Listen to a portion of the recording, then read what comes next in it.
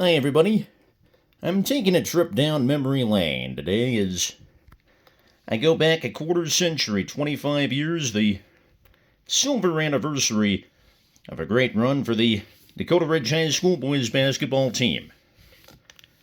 I was a sophomore at Dakota at the time, and I used this digital tape recorder to record myself announcing games, and I'd listen to them later.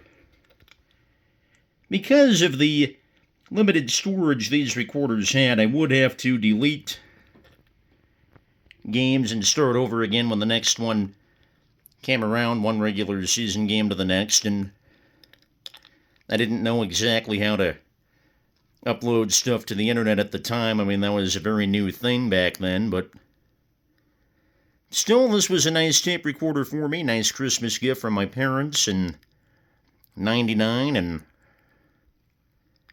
I also used it to record some of my favorite songs, most notably from a couple of radio shows called Doo-Wop Sunday Morning and Doo-Wop Sunday Night, hosted by the late, great J. Mack. And that his favorite, he would play great songs from the 50s and early 60s, and I learned how to record some of my favorite songs as they were playing.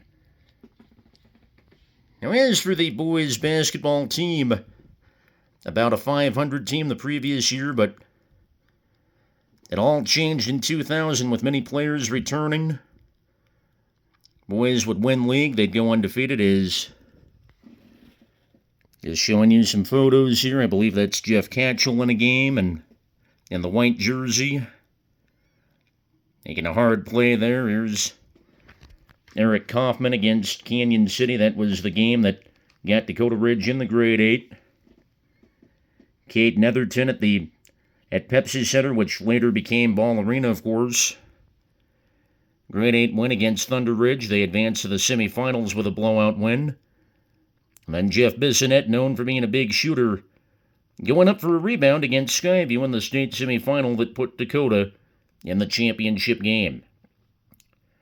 Whole school was pretty excited at the time.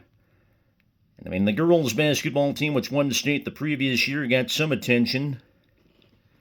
But I can't deny the boys' team just got the fans and got the big student section, the whole thing at the time. As there's John Anderson, game against Thunder Ridge. Another guy I'd get to know pretty well, although I haven't seen him in a while, but at the time I got to know him pretty well, Steve Mueller. Also, Jared Runyon was on the team, some Wade Fletcher, some fine players.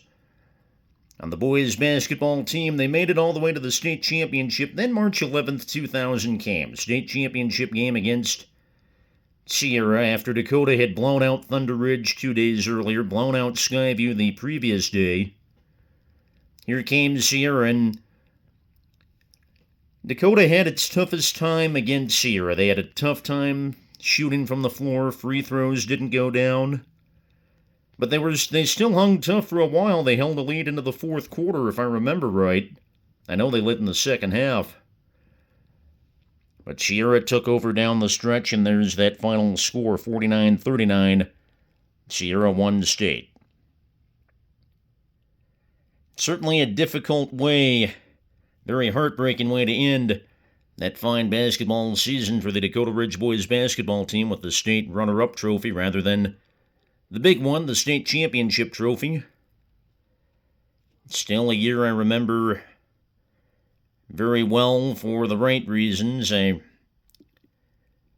do get a little sad looking back on this, I'll admit, because I'd find out sooner than later that people are very difficult and stuff happens sometimes.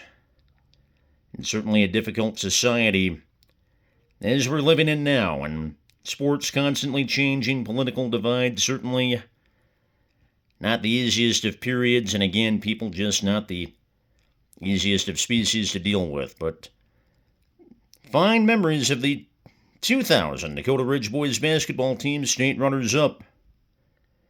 And the 2025 version of the Dakota Ridge boys basketball team's locked up league, and they've been to the grade 8 the last couple years. We'll see how they do over the next few weeks.